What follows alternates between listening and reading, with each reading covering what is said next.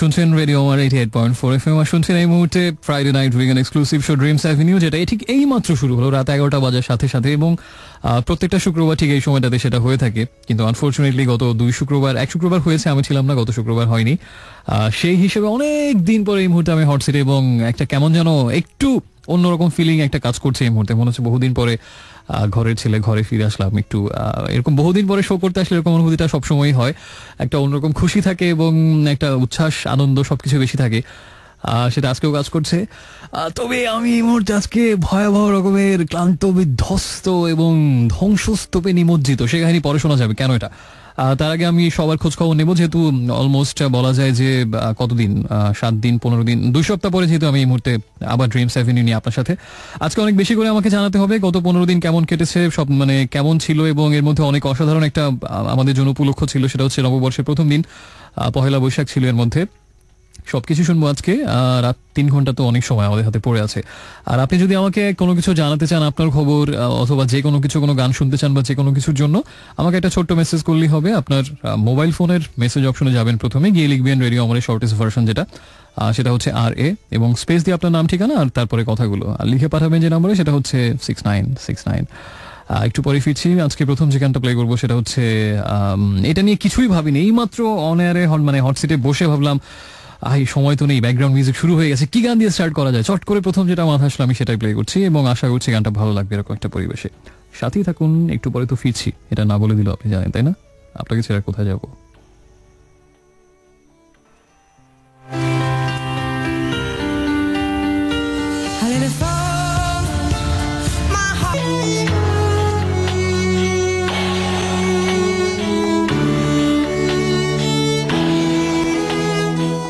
Friends, welcome back once again. শুনছেন radio আমার 88.4 FM আর শুনছেন এই মুহূর্তে আপনার মধ্যরাতের আগন্তুক বন্ধু ইরাজকে।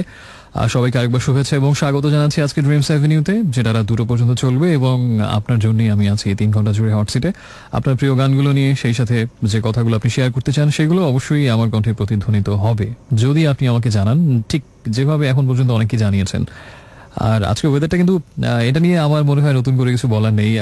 গুড়ি গুড়ি বৃষ্টি হচ্ছে, হিমশীতল একটা পরিবেশ, এবং আমার মনে হয় যে গরম চা, কফি, কিংবা প্রিয় মানুষের সান্নিধ্য, অথবা তার বিরহ, অথবা প্রিয় কিছু গান, হাতে একটা প্রিয় বই, সবকিছুই অসাধারণভাবে একটা মেলবন্ধন গড়ে তোলে এমন একটা রাতে, তাই না? তার সাথে যদি হয় আমার মতো একটা কি বলা যায়, নিষ্কর্মা একটা বন্ধু, যে কিছুই পারে না, শুধু অন্তত একটা কাজ পারে, আপনার এসএমএসটা পড়তে পারে আর আপনার জন্য গান প্লে করতে পারে, এছাড়া কিছুই না। তো সবকিছু মিলে আশা করছি একটা ভালো রাত কাটবে, এবং ওয়েদার ইফেক্টে আমরা বেশ কিছু দারুণ দারুণ গান শুনবো, এটাও আশা করছি। আমাকে প্রথম SMS পাঠিয়েছিলেন, তবে তার আগে প্রথম দুটো গানের কথা একটু বলি। প্রথম গানটা ছিল set fire to the rain, অ্যাডেলের গান, এবং তারপরে ছিল সেটা হচ্ছে সোলসের অনেক আগের একটা গান। কিন্তু এখনো যখন বৃষ্টি হয়, তখন যখন শো করি আমি, যদি অন এয়ারে থাকি, দেখি যে এই গানটার আবেদন এখনো ফুরায়নি, এবং এই গানটার জন্য SMS আসা এখনো বন্ধ হয়নি। এখনো আমি প্রচুর SMS পাই যে হাজার বর্ষের রাত সোলসের সেই এভার গ্রিন গানটা শোনার জন্য। তো আশা করি আজকে SMS এর ভিড় আসার আগেই আমি কিন্তু প্লে করে দিয়েছি গানটা। আর তাহমিনা আজকের প্রথম SMS সেন্ডা তেজগা থেকে, এবং ফাঁকিবাজ ইরাজ, ছন্দটা মিলেছে তাই না? সত্যেন্দ্রনাথ দত্তের অনুসারী আপনি, ছন্দের জাদুকর। আসলে ফাঁকিবাজি আমি করিনি, কারণ হচ্ছে যে গত সপ্তাহে তো একটা বিশেষ শো ছিল বৈশাখ উপলক্ষে, এবং তার আগের সপ্তাহে আমি নিতান্ত নিরুপায় বাধ্য হয়েই ছিলাম না।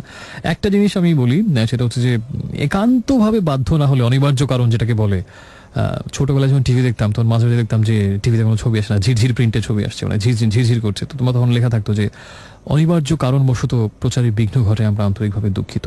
তো সেই একেবারেই ছোটবেলার কথা বলছি, তখন অনিবার্য কারণটা কি জিনিস সেটা ঠিক বুঝতাম না। মানে এটা আসলে মানে প্রচুর শুনে, কিন্তু নিবার্য থেকে অনিবার্য নিবারণ করা যায় না, যা মানে এত কিছু বোঝার তো তখন পরিস্থিতি ছিল না। তো মূলত অনিবার্য কিছু একটা অসাধারণ একটা বিষয়, অন্যরকম, যেটা অ্যান্সার কেউ দিতে পারে না, সেটাই হচ্ছে অনিবার্য কারণ। যা বড়দের যখন জিজ্ঞেস করতাম যে টিভি আবার কখন চালু হবে, ছবি কখন আসবে, তারাও বলতেন আমরা জানি না। তো আমি ধরে নিয়েছিলাম যে অনিবার্য কারণ মানে হচ্ছে যে এটার অ্যান্সার কেউ জানে না। তো অনিবার্য কারণ যদি আসলেই না ঘটে, যেটা আসলে কোনোভাবেই অ্যাভয়েড করা যাচ্ছে না, সামথিং ইনডমিটেবল, আদারওয়াইজ আমি শো মিস করি না। অনেক কষ্ট হলো, অনেক ঝামেলা হলো, কিন্তু মিস করি। সে যাই হোক, তারপর আমি ফাঁকিবাজ কথাটা মাথা পেতে নিচ্ছি, কারণ এই ব্যাপারে না হলেও জীবনে অন্যান্য ব্যাপার আমি প্রচন্ড ফাঁকিবাজ, তাই কথাটা অনেকাংশে, সর্বাংশে না হলেও অনেকাংশে সত্যি। তাহমিনা একটা দুঃখের কথা মনে করে দিয়েছেন, ওটা আমি অন এয়ার পড়বই না, ওই বিষয়ে আমি কোনো কথাই বলতে চাই না, হ্যাঁ, তাহলে আমার মন খারাপ হয়ে যাবে। শ্রুতি আমাকে জানিয়েছেন যে কি পরিমাণ মিস করেছি বুঝতে কি পারো না, এমনিতেই সপ্তাহের একটা মাত্র রাতের শো, তাও বা আসো না। আনোয়ার লিখেছেন আমাকে শ্যামলী থেকে, বায়া বায়া হচ্ছে বোধহয় তবলার সাথে যেটা থাকে ওটাকে বলে বায়া তবলার সাথে একটা জুটি কম্বিনেশন। আর লঞ্চগুলোতে একটা জিনিস থাকে বয়া বলে, ওটাকে লাইফ সেভিং যেটাকে, ওটা হচ্ছে বয়া। তো বায়া হচ্ছে, উনি আমাকে লিখেছেন, ভাইয়া লিখতে গিয়ে বোধহয় BAYA দিয়ে বায়া লিখেছেন আমাকে, যে ওনার ইন্টারেস্টিং স্পেলিংটা খুব ইন্টারেস্টিং হচ্ছে। বায়া, গত সপ্তাহ পহেলা বৈশাখে কেমন কাটলো আপনার দিন? খুব ভালো কেটেছে ভাইয়া। এবং আনোয়ার বায়া, আশা করি যে আপনার পহেলা বৈশাখটা খুব সুন্দর ছিল, ভালো ছিল, এবং আমার সাথে থাকবে সব সময়। আমার অনেক বন্ধু আছে কিন্তু কোনো বায়া বন্ধু নেই, সো আমি আপনাকে হারাতে চাই না। আর আমাকে রোকন রায়হান বরিশাল থেকে SMS পাঠিয়েছেন, মায়েশা আমাকে টাঙ্গাইল থেকে জানিয়েছে, এবং বৈশাখী শুভেচ্ছা জানিয়েছেন, এবং অনেকেই জানতে চেয়েছেন বৈশাখ কেমন কাটলো। এটা আপনাদেরটাও আমাকে জানাতে হবে। আমার খুব ভালো কেটেছে, এবং আমি প্রত্যেক বছর একটা কাজই করি, সেটা হচ্ছে যে এখন যদিও অনেক গরম থাকে, অনেক ভিড় ভাড়টা অনেক বেশি হয়, এবং সাম্প্রতিক সময়গুলোতে কিছু অপ্রীতিকর ঘটনা ঘটে যাওয়ার কারণে অনেকেই দেখা যাচ্ছে যে যেটা আসলে তীর্থস্থান আমি বলি, যেটা বৈশাখ উদযাপনের ঢাকা শহরের ভেতরে, যে ঢাকা বিশ্ববিদ্যালয় চারুকলা এবং ঢাকা বিশ্ববিদ্যালয় অন্যান্য যে জায়গাসমূহ, এটাই আমার কাছে একটা তীর্থস্থান মনে হয়। তো ইদানিংকালের এই সাম্প্রতিক পরিস্থিতি, গরম, ভিড় এবং এইসব কিছু মিলিয়ে সবাই অনেকের মধ্যে একটা উন্নাসিকতা দেখা যায়, আরে না ওই ভিড়ের মধ্যে যাবোই না, ও মাই গড এত ভিড় আমি টলারেট করতে পারিনি। সো এটা আমি ইদানিং অনেকের মধ্যে দেখি আর কি। কিন্তু আমার কাছে যেটা মনে হয় সেটা হচ্ছে আসলে তীর্থস্থানে, মানে বিশেষ দিনে ওই তীর্থস্থানেই যেতে হবে, যেখানে না গেলে আসলে তীর্থটা পূর্ণ হয় না। বছরে একটা দিন একটু ভিড় সহ্য করলাম। তো আমি প্রত্যেক বছর একটা কাজই করি, যত ভিড় থাকুক না কেন, যত গরমই থাকুক না কেন, আমি ঢাকা বিশ্ববিদ্যালয় এরিয়াতেই থাকবো, এবং যতদিন যাবো ওখানেই যাবো, অন্য কোনো এরিয়াতে হয়তো আগে পরে যাবো, বাট ওখানে যেতেই হবে, এবং ওরাই আমার কাছে বৈশাখের তীর্থস্থান। এই আগে পরে হয়তো অনেক কিছু হতে পারে, যেমন আগের রাতে এখন মানিক মে অ্যাভিনিউতে বেশ সুন্দর আলপনা আকার একটা উৎসব চলে, এবং এটা দেখার মতো একটা আসলে উৎসব মুখ রঙিন একটা পরিবেশ তৈরি হয়।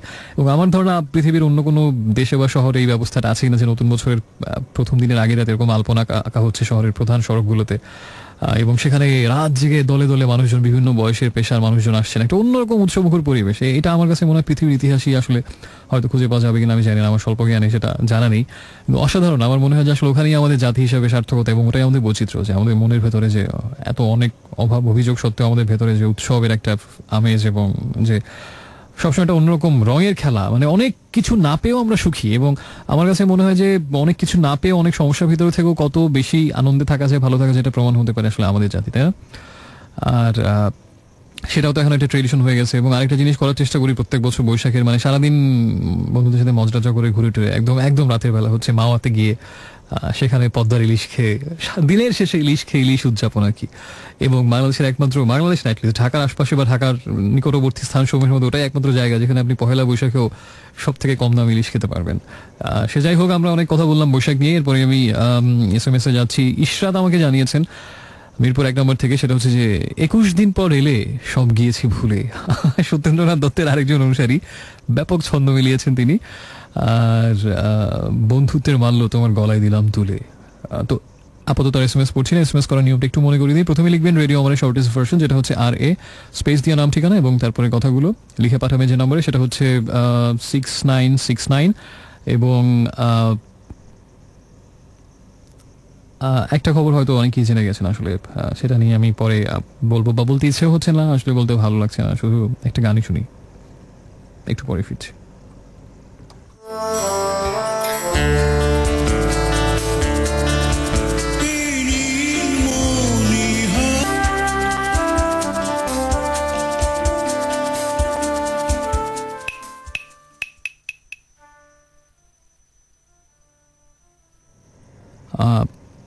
আসলে আমি আজকে যখন খবরটা প্রথম শুনি তখন পথে ছিলাম, ঢাকার দিকে আসছিলাম আর কি, ঢাকার বাইরে থেকে। তখনই আমি ঠিক করেছিলাম যে আসলে আজকে আমার শোটা পড়লো এবং আজকে খবরটা শুনলাম, এবং মনে পড়ে গিয়েছিল যে সেই সঞ্জীব চৌধুরীর তিনি যেদিন তিনি আমাদেরকে ছেড়ে গেলেন, ওদিন রাতে আমার শো ছিল, এবং শো এর মধ্যেই নিউজটা পাই যে তিনি আর আমাদের মাঝে নেই। তো তখন আমার একটা জিনিস মনে হচ্ছিল যে আমার সব থেকে প্রিয় মিউজিশিয়ান যারা, সব থেকে বেশি পছন্দ করে যাদের, তাদের মানে সবারটা এরকমই কেন হচ্ছে যে আমার ওই সোনার ধাক্কা সামলাতে, মানে না সামলে ওঠার আগে আবার শো করতে হচ্ছে, এবং সেখানে তাকে নিয়ে হয়তো কিছু বলতে হচ্ছে, বা এটা আপনারা যারা একেবারে শুরু থেকে আমাকে শোনেন 2007 থেকে, তো নিশ্চয়ই জানেন যে আমি তার কত বড় ভক্ত ছিলাম, এটা অনেকবার বলেছি, এবং এত এত বেশিবার তার গান প্লে করেছি। আমার ধারণা যাদের গান সব থেকে বেশি প্লে করেছি গত 9-10 বছরে, তার মধ্যে উনি একজন। শুধু তার নিজে গাওয়া না, তার কম্পোজ করা অন্যদের গাওয়া, সেই গানগুলো অসংখ্যবার প্লে করেছি আমি।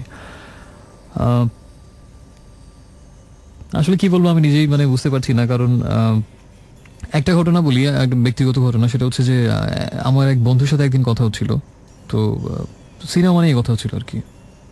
তো বায়োগ্রাফি নিয়ে, আসলে বায়োগ্রাফিক্যাল যে মুভিগুলো হয় সাধারণত হলিউডে, যে অনেক বিখ্যাত অথবা কম বিখ্যাত বা একদমই কেউ চেনে না এমন অনেক লোকের জীবনী নিয়ে এত অসাধারণ সিনেমা বানায় ওরা, যে দেখলে মুগ্ধ হয়ে যেতে হয়। তো দ্য ফাইটার সিনেমা নিয়ে কথা হচ্ছিল, ক্রিশ্চিয়ান বেল এবং মার্ক ওয়ালবার্গ যে সিনেমাটাতে আছেন, যে ওখানে দুই ভাই দুজনেই বক্সার থাকেন। আমরা কেউই, ইনফ্যাক্ট আমি তাদের দুজনের কারণ আগে শুনিনি, চিন্তামো না। ওরকম অসাধারণ পৃথিবী জোড়া বিখ্যাত এমন কেউ না, হয়তো একটা সময় ভালো বক্সার ছিলেন, পরে আবার কালের গর্ভে হারিয়ে গেছেন এরকম। কিন্তু এই দুই ভাইয়ের স্ট্রাগল, দুই ভাইয়ের মধ্যে ভালোবাসা এবং দুই ভাইয়ের মধ্যে তাদের জীবনে যে সংগ্রাম, এটা নিয়ে যে অসাধারণ একটা সিনেমা বানানো হয়েছে, the fighter, Oscar nominated movie ছিল, এবং Christian Bale best supported actor হয়েছেন এই সিনেমাতে অভিনয় করে। তো এই সিনেমার প্রসঙ্গ ধরে কথা হচ্ছিল, তখন আমি বলেছিলাম যে আসলে আমাদের দেশে এরকম অনেক দুই ভাইয়ের গল্প আছে, বা এরকম অনেক মানুষের আত্মজীবনী আছে, যেগুলো হয়তো এরকম ভালো কোনো অসাধারণ ডিরেক্টরের হাতে পড়লে অস্কার উইনিং ফিল্ম বানিয়ে ছাড়তেন, কিন্তু আমরা তাদেরকেই রিপ্রেজেন্ট, আমাদের এই প্রতিভাকে রিপ্রেজেন্ট করতে পারছি, এটা আমাদেরই ব্যর্থতা। তো তখন সে আমাকে জিজ্ঞেস করলো যে আমি স্পেসিফিক কারো কথা বলছি কিনা। তখন আমি বলেছিলাম যে হ্যাঁ, আমি যে দুই ভাইয়ের কথা বলছি সেটা হচ্ছে হ্যাপি আখান্দ এবং লাকি আখান্দ।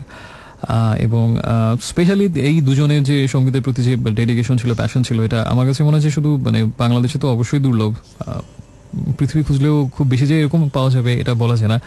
হ্যাপি আখান্দের কথা অনেকবার বলেছি, আজকে শুধু লাকি আখান্দের কথা বলি। সেটা হচ্ছে যে তারা দুই ভাই মিলে চেষ্টা করেছিলেন বাংলাদেশের একটা নতুন ধারা মিউজিক, যেটা বা একটু ভিন্ন কিছু করা, একটু আধুনিকতার আস্বাদ দেয়া, সেটাকে একটা রেভলিউশন হিসেবে নিয়েছিলেন, একটা আন্দোলন হিসেবে নিয়েছিলেন, এবং নিজেরা তারা দুজনে মিলে অন্যদেরকে অনেককে মিউজিক শুনিয়েছেন। বাইরে যারা বিখ্যাত গান করতেন ওই সময় 60s 70s, এবং ইনস্ট্রুমেন্ট বাজানো শেখানো থেকে শুরু করে এক্সপোজার দেয়া, এবং সব কিছুর পেছনে অগ্রগণ্য ভূমিকায় দুজন ছিলেন, happy and lucky. Specially happy এখন তো অনেক আগেই আমাদেরকে ছেড়ে চলে গিয়েছেন, এবং লাকি আখান্দের একটা ঘটনা বলি যে আমি যদি খুব বেশি তথ্যগত ভুল বিভ্রাট না করে থাকি, বাংলাদেশে HMV, his Majestic voice or his masters voice, যেটা সাবকন্টিনেন্টের সব থেকে নাম করা রেকর্ডিং প্রতিষ্ঠান ছিল সেই ব্রিটিশ পিরিয়ড থেকে, এবং নজরুল বা এরকম বিখ্যাত কার, কমল দাশ গুপ্ত, কাদের রেকর্ড সেখান থেকে বের হয়নি, এবং উপমহাদেশের সব বিখ্যাত শিল্পী লতা মঙ্গেশকর থেকে, কে HMV থেকে গান বের করেনি, বা HMV থেকে গান বের করতে পারলে সবাই ধরে নিতে উনি প্রতিষ্ঠা পেয়েছেন বা উনি জাতে উঠেছেন অন্য ভাষায়। সেই HMVর ইতিহাসেরই সব থেকে কম বয়সী মিউজিক ডিরেক্টর ছিলেন লাকি এখন। তখন তার বয়স 17 বছর, তখন তিনি HMVতে মিউজিক ডিরেক্টর হিসেবে যোগদান করেন। এটা একটা বিশাল একটা ব্যাপার, 17 বছর বয়সের একজন HMVর মতো একটা সাবকন্টিনেন্টের শীর্ষতম সঙ্গীত রেকর্ডিং স্টুডিও বা প্রতিষ্ঠানে মিউজিক ডিরেক্টর হিসেবে জয়েন করছেন। এবং ওই সময়টাতে তাকে অনেকেই চাইছিলেন যেন তিনি সেখানে জয়েন করতে না পারেন বা স্ট্যাবলিশ হতে না পারেন, এবং অনেক প্রতিবন্ধকতা তাকে তার সিনিয়রদের কাছ থেকে ফেস করতে হয়েছিল। একে তো বাংলাদেশ থেকে গেছেন, তার উপরে 17 বছর বয়স মাত্র। অনেক ডার্টি পলিটিক্সও ছিল, সেগুলো সবকিছুর সাথে লড়াই করেই তিনি সেখানে নিজেকে স্ট্যাবলিশ করেছিলেন। এবং আলটিমেটলি নিজে যত না গান করেছেন, আমার ধারণা তার নিজের হিট গান যত, তার থেকে ওরকম গানের সংখ্যা বেশি যেগুলো অন্যদের জন্য কম্পোজ করেছেন, এবং সেগুলো হয়তো আমরা জানিও না যে এটা আসলে লাকি আখান্দের সুর করা। এবং অসাধারণ গানের সব বিশাল একটা যদি তালিকাও করতে যাওয়া হয়, আমার ধারণা সেই তালিকা অনেক দীর্ঘই হবে। এবং জাস্ট 2-3টা গান বলি, যে যেখানে সীমান্ত তোমার, তারপরে কবিতা পড়ার প্রহর এসেছে রাতে নির্জনে, তারপরে ওই যে শাহনাজ রহমতুল্লাহ সেই গানটা যে ছিল দৃষ্টি সীমানায়। এরকম অনেক অসাধারণ গান অন্যান্য অনেকে গিয়ে হিট করেছেন, সেগুলো তো আমরা জানিও না যে এগুলো সব লাকি আখান্দের সুর করা। ভালোবেসে চলে যেও না জেমসের, অনেকের জন্য গান করেছেন। প্রতিষ্ঠা, খ্যাতি, অর্থবহ, এটা আমার ধারণা যে কানাকড়িও ছিল কিনা সেটা সবাই জানেন। এবং এখনকার যে সময় যে অবস্থাটা, আসলে একটা কেউ গান গাইতে না পারলো, বাজাতে না পারলো, ইউটিউবে একটা গান ছেড়ে দিয়ে সেখানে ফেসবুকে সেটা আপলোড করে দিয়ে দেখা যাচ্ছে প্রচুর লাইক আসছে, নিমিশেই তারা সেলিব্রিটি হয়ে যাচ্ছেন, স্টার হয়ে যাচ্ছেন, এবং অন্যরকম একটা ধুমধুমার সময় যাচ্ছে এখন। সেখানে এত প্রচার বিমুখ এবং প্রতিষ্ঠা বিমুখ মিউজিশিয়ানের কথা ভাবতে এই সময়টাতে এসে সত্যি অনেক বেশি অবাক হতে হয়। এবং ঠিক শিল্পী জীবনে ঠিক যেমন প্রচার বিমুখ এবং খ্যাতি এবং মৃত্যু বিমুখ ছিলেন, তেমনি আমার ধারণা বাস্তব জীবনে ততটাই সাধারণ ছিলেন। আমি নিজে থেকে, এবং তার মধ্যে এত বড় একজন শিল্পী, কোনো আড়ম্বর বা কোনো জৌলুস বা কোনো ঠাটবার কিছু ছিল না। আমি নিজে তাকে অনেকবার দেখেছি, একদম নিজে দেখা, ফার্মগেট থেকে টেম্পোতে দাঁড়িয়ে সিট পাচ্ছেন না, হ্যান্ডেল ধরে দাঁড়িয়ে যাচ্ছেন আমাদের লাকি আখান্দ, এবং টেম্পোর পিছনের সিটে অনেক কষ্ট করে উঠলেন। আমি নিজে দেখেছি এই দৃশ্য অনেকবার। সেই মানুষটা, সেই প্রিয় মানুষটা যার আমার একটা রাতের কথা আমি সবসময় মনে থাকবে। আমার ধারণা এখন থেকে আরো বেশি মনে পড়বে লাকি এখানদের কথা মনে আসলেই। সেটা হচ্ছে যে আইবিএ হোস্টেলের ছাদে আমাদের ফ্রেন্ডের একটা প্রোগ্রামে আমরা সবাই গলা ছেড়ে গান গিয়েছিলাম, এবং সেখানে এমন কেউ ছিল না যে গান পারুক আর না পারুক গায়নি। তো আমি ঠিক বুঝতে পারছিলাম যে কোন গানটা গাওয়া যেতে পারে এরকম একটা সময়ে। আমি জানি না কেন যেন এই নীলমণিহার গানটাই মাথায় এসেছিল, এবং আমার তরফ থেকে সেটাই ছিল প্রেজেন্টেশন। যাই হোক, আমি আসলে আর কিছুই বলতে চাচ্ছি না। আমি আমার ভয়াবহ রকম পছন্দের একজন মানুষ এবং মিউজিশিয়ান ছিলেন। আর I don't know what should I say. একটা গান শুনি, তাকে নিয়ে একটা গান গাওয়া, আর আমাদের সাথেই থাকবেন আশা করছি, এবং আমাদের হৃদয়ে বেঁচে থাকবেন লাকি এখন। দ্বীপ জ্বলারাত যিনি আসবে আবার, কেটে যাবে জীবনের সকল আধার। আমি জানি না যে দ্বীপ তিনি জ্বালিয়েছিলেন সেই দ্বীপ জ্বলারাত আবার আসবে কিনা, অথবা হয়তো আরো সহস্র লক্ষবার আসবে তার গানের মাধ্যমে। দ্বীপ জ্বলারাত কেটে যাবে, সেই গানগুলো শুনতে শুনতে যত দুঃসময় আসুক, যত অস্থিরতার সময় আসুক, যত দাহকালী আসুক না কেন, সকল আধার কেটে যাবে হয়তো লাকি এখানদের সুরে তার গানে। একটু পরে ফিরছি, সাথে থাকুন।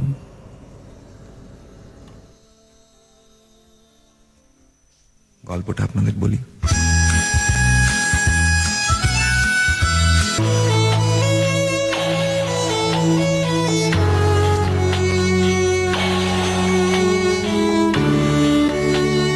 Hey friends, welcome back once again. শুনছেন রেডিও আমার 88.4 FM।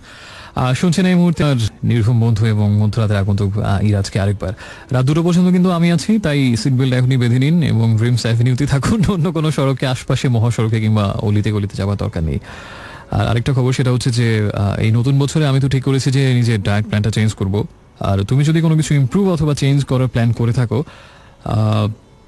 বাসার লিভিং রুমটাও পেইন্ট করার কথা ভাবছি, আর সেই সাথে নতুন ফার্নিচারগুলোর সাথে আগের পেইন্টটা কেমন যেন মানাচ্ছে না, দেয়ালে একটু ক্লাসি লুকিং পেইন্ট দরকার। তাহলে নতুন Berger luxury silk metallic finish try করা যেতে পারে। অবশ্যই মেটালিক ফিনিশ। এবং আমার কাজিন তার রুম পেইন্ট করেছে Berger luxury silk metallic finish, সুন্দর একটা glossy and sparkly metallic feel এসেছে, and it looks very classy. আমিও তাহলে Berger luxury silk metallic finish use করবো অবভিয়াসলি। আর সেই সাথে বন্ধুরা অনেক SMS পাঠিয়েছেন, এবং তার মধ্যে একজন আছেন শ্রুতি। ও আচ্ছা, আমি প্রথমে একদম শুরুতে যেটা বলেছিলাম সেটা হচ্ছে যে আমি ক্লান্ত, বিধ্বস্ত এবং বিপর্যস্ত। উনি তার কাহিনী তো আর বলা হলো না। শ্রুতি আমার কাছে জানতে চেয়েছেন সেটা হচ্ছে যে যুদ্ধ করে এসেছো কিনা। যুদ্ধ করিনি, কিন্তু বন্ধুরা মিলে কালকে সন্ধ্যায় বের হয়েছি বিভিন্ন ঘোরাঘুরির উদ্দেশ্য নিয়ে। প্রথমে উদ্দেশ্য ছিল যে গাজীপুরের দিকে যাব কোন একটা রিসোর্টে, এবং সেখানে মজা টজা করে সুইমিং পুল একটু গরমের মধ্যে দাপাদাপি করে ঢাকায় ব্যাক করবো। তো সেই মোতাবেক চলে গেলাম। ও ভয়াবহ জ্যাম ছিল কালকে, ভয়াবহ জ্যাম। বৃহস্পতিবার এমনিতেই তো সর্বনাশা জ্যাম থাকে, তার মধ্যে কালকে আর একটু বেশি ছিল। যেতে পৌঁছাতে বুঝেছিল মনে হয় রাত 1টার মতো, বোঝেন অবস্থা। এবং ঢাকা থেকে রওনা দিয়েছিলাম 7টা সাড়ে 7টায় একটা সময়। মাঝখানে অবশ্য খাবারের ব্রেক বাদ দিয়ে, পিৎজা ব্রেক মোর স্পেসিফিক্যালি, আর এসব বাচ্চার দিয়ে পৌঁছতে লাগলো এই সময়। এবং তারপরে সারা রাত গল্প আড্ডাবাজি করে, এবং সব থেকে মজা ছিল রাতের বেলা 2টা 2:30টার সময় সুইমিং পুলে নামা, ঠান্ডা পানি একদম শীতের মতো, সেই ঠান্ডা একদম শরীর মন ক্লান্তি সব ধুয়ে মুছে জুড়িয়ে গেল, একদম অসাধারণ একটা অনুভূতি ছিল। তারপরে তো দুপুর পর্যন্ত সেখানে মজা টজা করে বের হলাম, ঢাকা আসার জন্য বের হলাম। কিন্তু হাইওয়েতে উঠে মনে হলো কি আছে জীবনে, এত আগে ফিরে গিয়ে কি হবে। আমাদের সাথে যে বন্ধুরা ছিল তাদের মধ্যে একজনের বাড়ি আবার ময়মনসিংহে। বললো দাদা এসেছেন যখন ময়মনসিংহটা একটু হয়ে যান। তো আমরা বললাম হয়ে যাওয়া যেতেই পারে, এবং সে তার বাসা নিমন্ত্রণ করলো আমাদের, এবং যে বিভিন্ন রকম মজাদার খাবার দাবারের বর্ণনা দিল যে এগুলো রান্না হচ্ছে, সরষে ইলিশ, সেই সাথে আর অনেক কিছু, কবুতরের মাংস টাংস। আর ওই মুহূর্তেই জিভে জল চলে আসলো। তো কি আছে জীবনে, সাথে সাথে ময়মনসিংহের দিকে রওনা হয়ে গেলাম আর কি। তো হয়ে যেতে যেতে ময়মনসিংহে যে নতুন যে 8 লেনের রাস্তাটা, এটা কিন্তু অলমোস্ট জয়দেবপুর চৌরাস্তা পর্যন্ত অনেক জ্যাম থাকে, খুবই বাজে লাগবে। তারপর থেকে অসাধারণ একটা অনুভূতি হবে। যেমন রাস্তা তেমন ফাঁকা থাকে, এবং যদি কেউ গতির লড়াই নামতে চান, এবং যদি কারো হাই স্পিডে গাড়ি চালানোর অভ্যাস যদি কেউ পছন্দ করেন, আমার ধারণা পুরো বাংলাদেশের মধ্যে সব থেকে বেস্ট অপশন হচ্ছে ময়মনসিংহ হাইওয়ে। বর্তমানে যে অবস্থা, স্পেশালি আজকে যেটা দেখলাম। তো গেলাম, এবং সেখানে আর অনেক কাহিনী কীর্তন করেছি। তো সেগুলো আমার মনে হয় বহুদিন যেহেতু অভিযাত্রিক হয় না, সেটা আজকে করা যেতে পারে, সেখানে হয় বিস্তারিত বলবো। তারপর সেগুলো করে টোরে সেখান থেকে রাত 7:30 না 8টায় রওনা দিয়ে কিছুক্ষণ আগে, শোয়ের একটু আগে গুলশান এসে পৌঁছালাম। এবং সেই কালকে সন্ধ্যা থেকে আজকে এই পর্যন্ত পুরো সময় ড্রাইভিং এর এই মহান এবং গুরু দায়িত্ব আমার উপরেই ন্যস্ত ছিল। তো এতক্ষণ করে আর কি, এবং এই জ্যাম জম ঠেলে, এই কারণে আসলে আমি ক্লান্ত বিপর্যস্ত। আর তো বাকি কথা পরে হবে। ওই যে বললাম, অভিযাত্রিক সেগমেন্ট বহুদিন হয় না, আজকে একটু হয়ে যেতেই পারে। তো এটা যেন কার SMS এর প্রসঙ্গে বলছিলাম। আচ্ছা, শ্রুতি, যে কেন আমি এত ক্লান্ত, যুদ্ধ করে এসেছি কিনা। নির্জন আমাকে জানিয়েছেন স্মরণের জানালায় দাঁড়িয়ে থেকে শুধু আমায় ডেকো, শ্রদ্ধা জানিয়েছেন লাকি এখনদের প্রতি, শুধু আমায় ডেকো, এবং পাখির পালকের মতো নরম তুলতুলে লাগছে এই সময়টাকে। আমাকে যে লিখেছেন টনি ক্রুজ, সেটা হচ্ছে বায়ার্ন মিউনিখের সাপোর্টার, কেমন লাগলো খেলা দেখে, এবং 5 goals, salute to my boss CR7, congratulations to Real Madrid and Cristiano Ronaldo। But অনেক বিতর্কিত ছিল এবারে আসলে এই দুই দলের খেলাটা, এবং প্রথম লেগেও একটা বায়ার্ন মিউনিখের একজন খেলোয়াড় জাভি মার্টিনেজ লাল কার্ড খায়, এবং দ্বিতীয় লেগেও তাই হয়েছিল। আমার ধারণা আসলে ফেয়ার ম্যাচ হওয়া উচিত, সেটা যে দলই জিতুক, তখন আসলে আসলে কোনো কারো খারাপ লাগা থাকে না যদি আসলে ফেয়ার ম্যাচ হয়। কিন্তু এই বা স্পেশালি সেকেন্ড লেগ বায়ার্ন এবং রিয়ালের ম্যাচে প্রচন্ড বিতর্কিত একটা লেগ ছিল, এবং সেখানে 84th মিনিটে আর্তুরো ভিদালকে যে রেড কার্ডটা দেখানো হলো, that was a clean challenge, obviously that was not a foul. বরঞ্চ রিয়ালের ক্যাসেমিরো লাল কার্ড খাওয়ার মতো 3টা সিচুয়েশন ছিল। সে তার থেকে বড় কথা যে যখন খেলা ছিল 2-1 গোলে বায়ার্ন আগানো, তখন রোনালদো 2টো অফসাইড গোল অ্যালাউ করার কারণে এবং 10 জন বানিয়ে দেওয়ার কারণে আসলে মানে ম্যাচ একেবারে এক পিছে হয়ে গেছে। আমি একটা জিনিস বিশ্বাস করি, সেটা হচ্ছে যে আমার ফেভারিট টিম হারলেও সমস্যা নেই, কিন্তু খেলাটা যেন ফেয়ার হয়। দ্যাটস ওয়াই প্রথম লেগে যখন আর্তুরো ভিদাল একটা পেনাল্টি পেলেন, যেটা আসলে বায়ার্নের পক্ষে গেল, কিন্তু পেনাল্টি আসলে ছিল না, আমি মনে চাচ্ছিলাম যেন ভিদাল পেনাল্টিটা মিস করে, কারণ এই আনফেয়ার গোল চাই না, এবং সেটা হওয়াতে আমি খুশি হয়েছিলাম পেনাল্টি মিস করাতে। তো এবারে আসলে আমার কাছে মনে হয় যে দুই দলই সমান তারিখ খেলছিল, 2 লেগ মিলিয়ে, কিন্তু রেফারিং ডিসিশনগুলো আসলে যদি ফেয়ার থাকতো, আমরা অ্যাকচুয়াল উইনারকে পেতাম, সেটা যেই হোক না কেন। এটাই হতে আফসোস।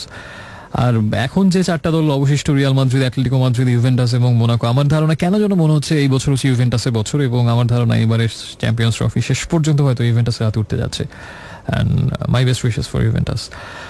দেখা যাক। এরপরে আমাকে লিখেছেন রামপুরা থেকে রুবি, নতুন বন্ধু, ইউর মোস্ট ওয়েলকাম। মনে পড়ে রুবি রায় কবিতায় তোমাকে, একদিন কত করে শুনেছি, নাকি দেখেছি চেয়েছি। একজন নাম না জানা বন্ধু SMS পাঠিয়েছেন, অনেকদিন পর শুনছি 2008-9 পরে, নাম লিখলে আরো ভালো লাগতো, হয়তো আমি চিনতেও পারতাম। আপাতত SMS পড়ছি না। আমি SMS করার নিয়মটা একটু মনে করিয়ে দিই। যদি কোনো কিছু লিখতে চান, নিজের কথা, যে কোনো কিছু, এবং যদি কোনো গান শুনতে চান, আপনার ইচ্ছা আমার শিরোধার্য, হ্যাঁ, আমাকে একটা SMS করবেন। প্রথমে লিখবেন রেডিও আমাদের সংক্ষিপ্ত রূপ RA স্পেস দিয়ে আপনার নাম ঠিকানা, এবং তারপরে কথাগুলো লিখবেন, আর সেটা পাঠাবেন যে নাম্বারে, সেটা হচ্ছে 6969। একটু পরে ফিরছি, সাথে থাকুন। একটা গান শুনে আসি আমরা।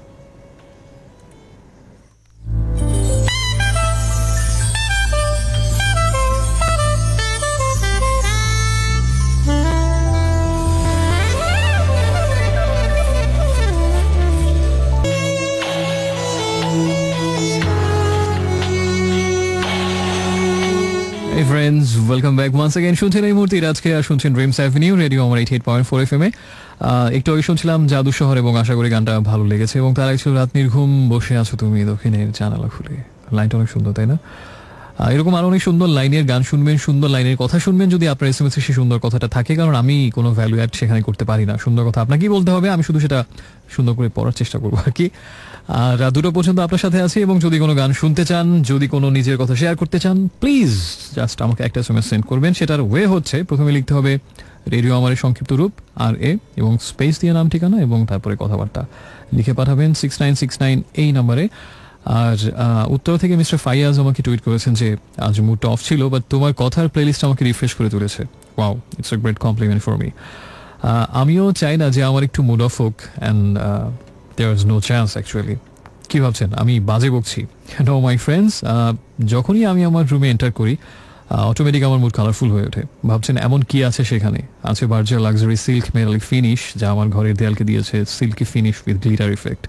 So no mood off, just feel unbelievable shiny everyday. আর আমাকে অনেক বন্ধু SMS পাঠিয়েছেন, তার মধ্যে একজন হচ্ছেন কি তাহার নাম ঠিকানা একটু দেখি, শুরু থেকেই পড়ার চেষ্টা করি। ও আচ্ছা, নাম পাঠিয়েছেন ওই যে একজন আমাকে বহুদিন পরে শুনছেন, নিশা ফ্রম মানিকনগর। নিশা লাগিল রে, পাকা দুই নয়নে নিশা লাগিল রে। আমাকে শার্লি জানিয়েছেন, থমকে থাকার সময়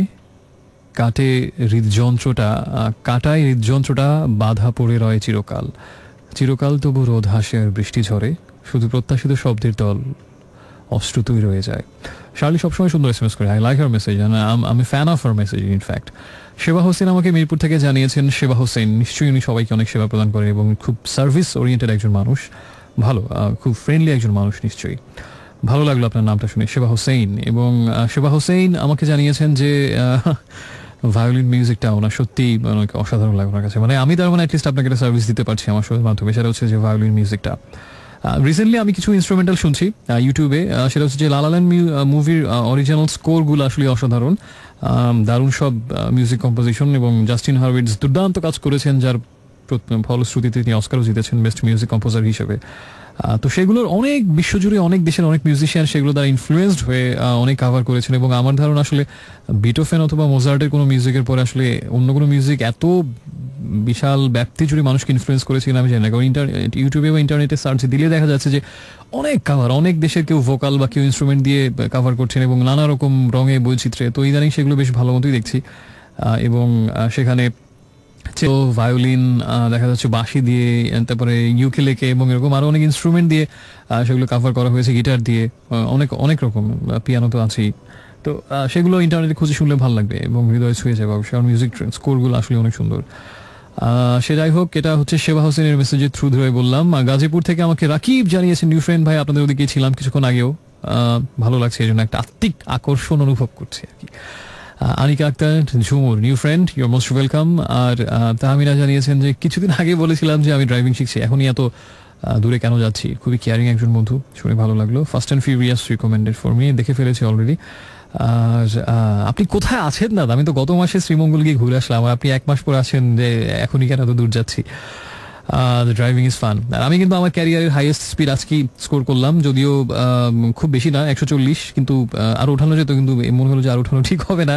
আসলে ময়মনসিংহের রাস্তাটা এমন, আমার কাছে মনে হচ্ছে 120 হচ্ছে নর্মাল স্পিড, এরও যত উপর উঠানো যায়, তবে 140-এ গিয়ে মনে হলো এর বেশি উপর উঠলে বেড়াছাড়া হয়ে যেতে পারে, না উঠানোই বেটার, সাবধানের মান নেই, তাই না? তো এবং সেই সূত্র ধরে এখন বলতে চাই, আপনিও আমাকে দ্রুত এসএমএস পাঠিয়ে দিন 140 কিলোমিটার স্পিডে। এটা তো একটু আগেই বলে দিলাম, একটু পরে ফিরছি। আমরা এখন দুইটা গান শুনবো, আশা করছি গানগুলো ভালো লাগবে। প্রথম গানটা হচ্ছে বৃষ্টি গান, এবং এই ওয়েদারে তো অবশ্যই গানটা অনেক বেশি ভালো লাগার কথা।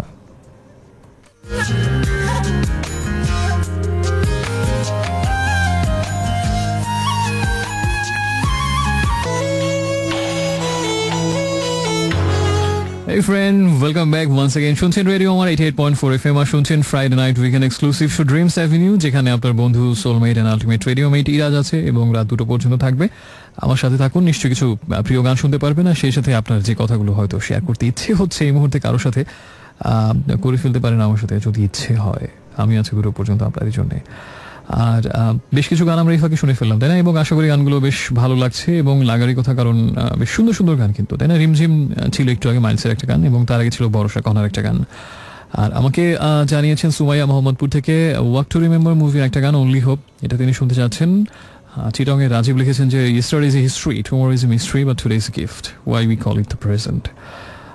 সেই জন্য এটাকে প্রেজেন্ট বলা হয়, না? দারুণ কথা বলেছেন। তো আমরা বলি না বর্তমান সময় প্রেজেন্ট টাইম, প্রেজেন্ট টাইম মানে যেটা বর্তমান, সেটা হচ্ছে একটা গিফট এক ধরনের, ইটস এ প্রেজেন্ট, মানে যেটাকে আরেক ভাষায় বলা যায়।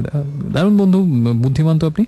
That's why we call it present, because it's a gift, the current time. সুন্দর কথা।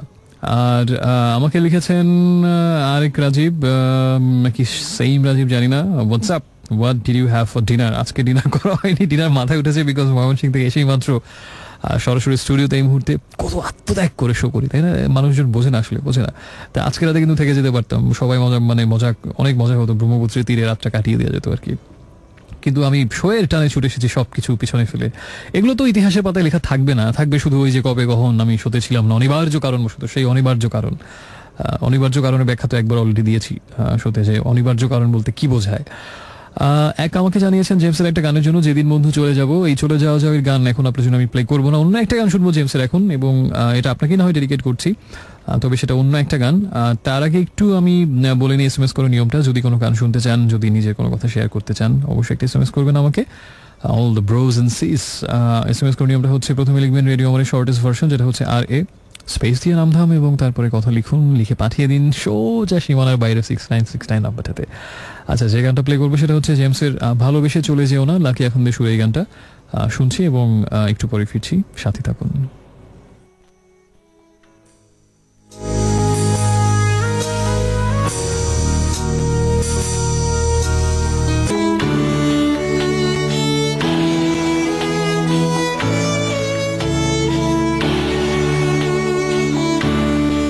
So friends, welcome back once again. শুনছেন এই মুহূর্তে ইরাজকে, আর শুনছেন রেমস অ্যাভিনিউ অনলি অন রেডিও আমার 88.4 FM।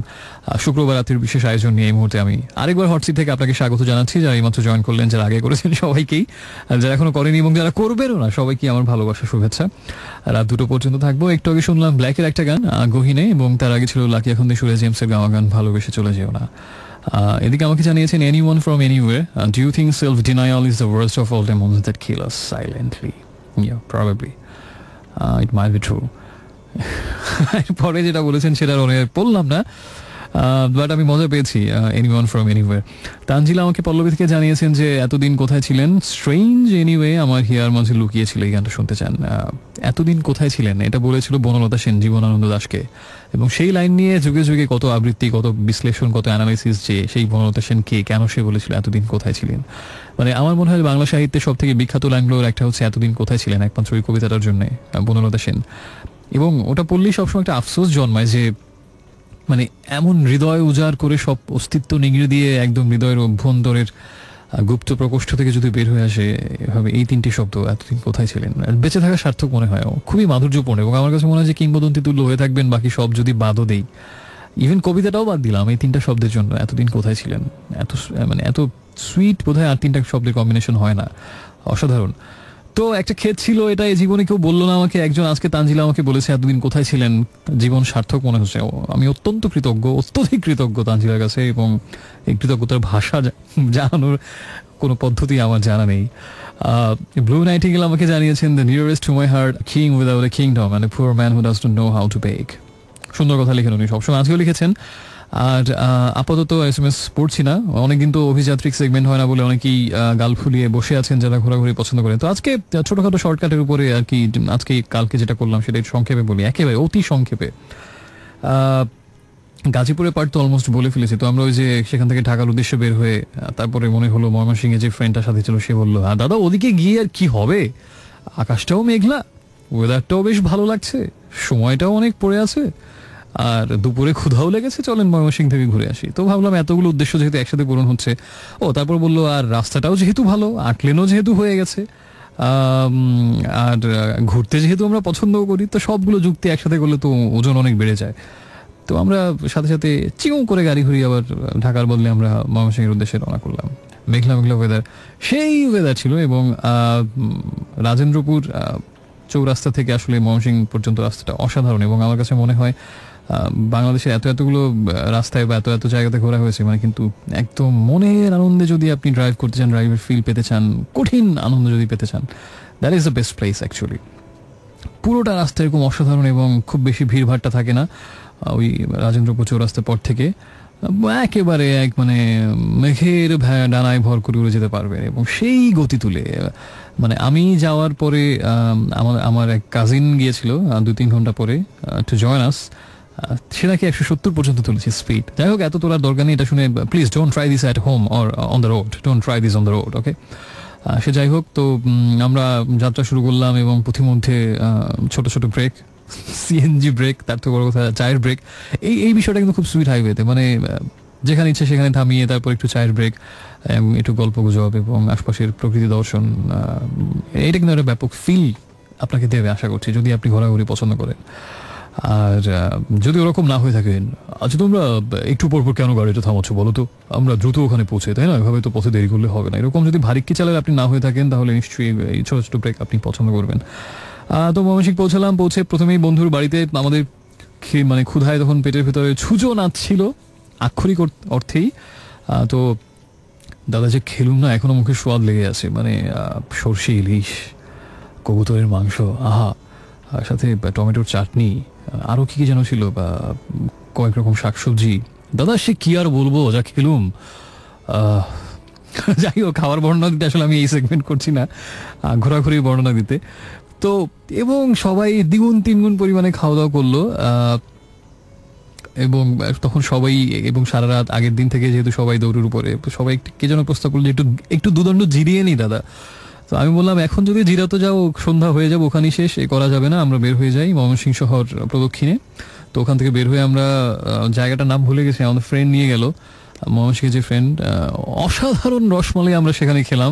দোকানটার নাম মনে থাকলে আমি তার একটা ফ্রি অ্যাডভার্টাইজমেন্ট এখন করে দিতাম, দোকানটার নাম মনে নেই। দুর্দান্ত রসমালাই, সে কি আর বলবো। তো ভরপেট খাওয়া দাওয়ার পরে এরকম অসাধারণ রসমালাই খেয়ে আমরা তো তখন সপ্ত আসমানে। তখন আমরা ঘুরতে বেরোলাম। ময়মনসিংহ শহরটা আমার খুব ভালো লাগে, একটা প্রাচীনতার গন্ধ ময়মনসিংহে পাওয়া যায়। এবং হঠাৎ করে মানে অবশ্য এইবার গিয়ে দেখলাম অনেকটা আধুনিকতার, অনেক হাই রাইজ বিল্ডিং হচ্ছে, বাট লাস্ট বার পর্যন্ত যেটা মনে হচ্ছিল যে একটা প্রাচীনতার গন্ধ আছে। এবং সেই পুরোনো এন্ট্রিগুলো, রিচার্স ট্রেনিং পাশ দিয়ে, যেটা শশী লজ আসলে, এবং সব সেই পুরোনো সেই ব্রিটিশ পিরিয়ডের একটা ফ্লেভার কিন্তু এখনো পাওয়া যায় ময়মনসিংহে গেলে। এই কারণে আমার যতবারই যে ভালো লাগে, এবং আমি সবসময় ময়মনসিংহ যাওয়ার ব্যাপারে এক পায়ে খারাপ। তো প্রথমে আমরা সেই ভরপেট রসমালাই খেয়ে গেলাম শশী লজে, যেখানে অয়ময় নাটকের শুটিং হয়েছিল, এবং এখন যেটা আসলে ফিমেল দের teachers training institute, female branch. অসাধারণ একটা জায়গা এবং খুব সুন্দর একটা রাজবাড়ি। এবং তার সামনে একেবারে সেই ইউরোপ থেকে ভাস্করা নিয়ে যেটা করা হয়েছিল ওই সময়টা, রাজা শশীকান্ত যেটা করেছিলেন, মার্বেল পাথরে গ্রিক ফরম্যাটের স্কাল্পচার। অসাধারণ লাগবে সেটা দেখতে। এবং পিছনে দেখি, এবং পুরো জায়গাটা ছিল সুন্দর। সেখানে ঘুরে টুরে তারপরে আমরা চলে গেলাম একেবারে সেই ব্রহ্মপুত্র নদীর তীরে। এবার ব্রত দর্শনে গিয়েছিলাম বা পরিদর্শনে গিয়েছিলাম। প্রত্যেকবারে আমরা গিয়ে দেখেছিলাম যে আসলে নদীতে পানি একদমই নেই, খুব কম। তার মাঝখানে চর জেগে উঠেছে, এবং সেই চরে আমরা নেমে যেতাম। এবং এবার দেখলাম একদম উল্টো দৃশ্য, কি এক কারণে কোথায় নাকি বন্যা হয়েছে, ভয়ের পানি, সেই রকমের স্রোত। এটা ব্রহ্মপুত্র আগে কখনো দেখিনি। এবং মেঘলা মেঘলা, ঠান্ডা বাতাস, অসাধারণ একটা পরিবেশ, দাদা কি বলবো, মাথা। সেই ঠান্ডা বাতাস এবং সেই নদীতে স্রোত এবং সেই পানি, সবকিছু মিলিয়ে সবকিছু। আর তারপরে প্রচুর নৌকা ঘাটে রাখা, এবং জয়নুল পার্কের পাশে ওখানে তো অনেক বিনোদনের ব্যবস্থা আছে, শুক্রবার অনেকেই বেড়াতে আসেন। বেশ একটা মানে হ্যাপেনিং একটা প্লেস, ময়মনসিংহে বলা যায় যে মোস্ট হ্যাপেনিং প্লেস আর কি ওখানে। এবং তার পাশে বিশাল এক খেলার মাঠ, যারা ওখানে গিয়েছেন নিশ্চয়ই বুঝতে পারছেন। এবং আমার ময়মনসিংহের বন্ধু দাবি করলো যে বাংলাদেশের সব থেকে বড় খেলার মাঠ নাকি এটা। তো আমরা যেহেতু ছেলেটা অনেক দুপুরে ভালো মন্দ খাইয়েছে, ওর কথাকে আমরা প্রতিবাদ জানাই না, আমরা এক বাক্যে মেনে নিয়েছি। আফটার অকৃতজ্ঞ তো হতে পারি না, কিছুক্ষণ আগে তার নুন খেয়ে এসেছি আমরা, তাই না? তো সেটা বড় কথা না, বড় কথা হচ্ছে আমরা সেখানে কিছুক্ষণ হাওয়াটাও খেয়ে তারপরে নদীর এত কাছে সে নৌকা ভ্রমণ তো না করলেই নয়, তাই না? তো আমরা নৌকা নিয়ে নিলুম। আমরা ব্রহ্মপুত্রের সেই ঠান্ডা সুমিষ্ট বাতাস খেতে বেশ মানে নৌকা ভ্রমণটা বেশ দারুণ হয়েছিল। এবং মাঝখানে একটা বিভ্রাটও হয়েছিল, আমাদের নৌকার মাঝে একটু অস্থির চিত্ত এবং অস্থির তনু ছিল, এটা বলতে হবে। হঠাৎ করে তার এই অস্থিরতার কারণে বৈঠা পড়ে গেল হাত থেকে। সেই বৈঠা ওঠাতে গিয়ে সেই নৌকা থেকে পড়ে যাচ্ছিল তার 1/4 উপরে, তার সর্বকাছে ছিলাম আমি এক রিং নগদে গিয়ে তাকে ধরে ফেললাম। আদারওয়াইজ সে চিৎপটাং হয়ে ওখানেই পানিতে পড়ে যেত, এবং অন্যরকম এক জলকেরি হয়ে যেত সেখানে। তো সেটি আর হতে দিলাম না, এটা একটা বেশ অ্যাডভেঞ্চারাস ব্যাপার ছিল।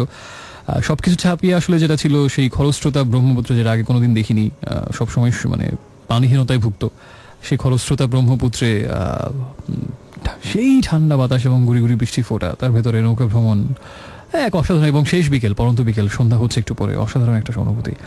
তো নৌকা ভ্রমণ শেষ করে ওখানে অনেক খাবার জায়গাটাকে আছে, এবং বেশ ভালো কিছু অ্যারেঞ্জমেন্ট হয়েছে, যেটা আগের বার যখন সর্বশেষ গিয়েছিলাম 3 বছর আগে তখন পাইনি।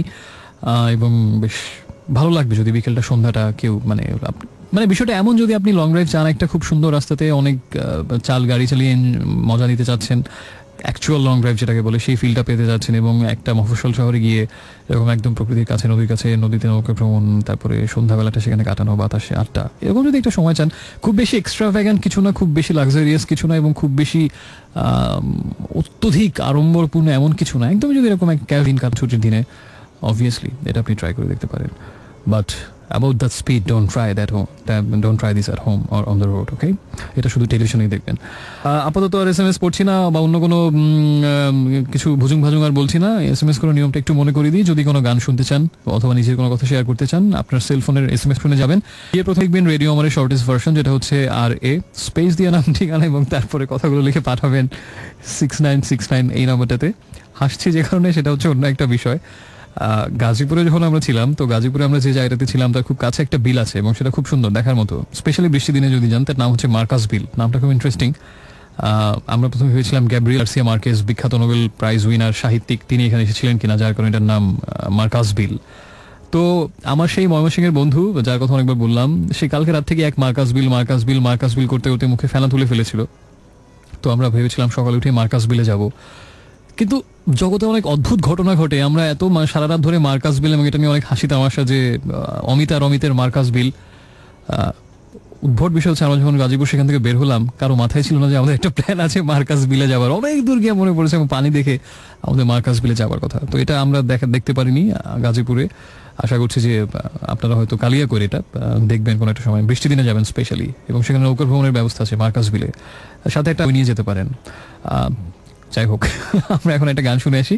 এরকম যারা ঘুরতে পছন্দ করেন এবং এরকম যারা ঘোরাঘুরি ফ্রিক তাদের জন্য এই গানটা হচ্ছে দ্য ডোরস এর একটা গান। এবং ঘোরাঘুরির সময় যদি প্লে লিস্টে দ্য ডোরস থাকে তাহলে কোনো কথাই নেই। অনেক ভালো ব্যান্ড আছে যেগুলো আপনি ঘোরাঘুরির সময় শুনতে পারেন, but no doubt east or west the best is the Doors on highway. যে গানটা এখন শুনবো সেটা হচ্ছে রাইডার্স অন দ্য স্টর্ম। দুর্দান্ত গান, অন্যরকম একটা ব্যাপার হবে। একটু পরে ফিরছি, সাথেই থাকুন।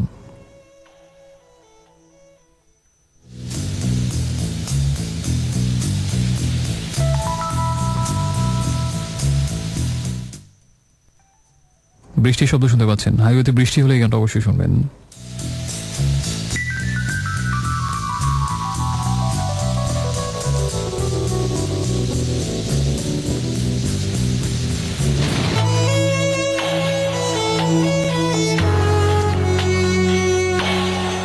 Hey friends, welcome back. শুনছেন রেডিও আমার 88.4 FM, আর শুনছেন এই মুহূর্তে আপনার মধ্যরাতের আগন্তুক বন্ধু ইরাজকে, এবং শুক্রবার রাতের বিশেষ আয়োজন, যেটা পৃথিবীর আর কারো কাছে বিশেষ না, শুধুমাত্র আমার একার কাছেই বিশেষ। তারপর এই কথাটা আমাকে 100 বার বলতে হবে, তাই না?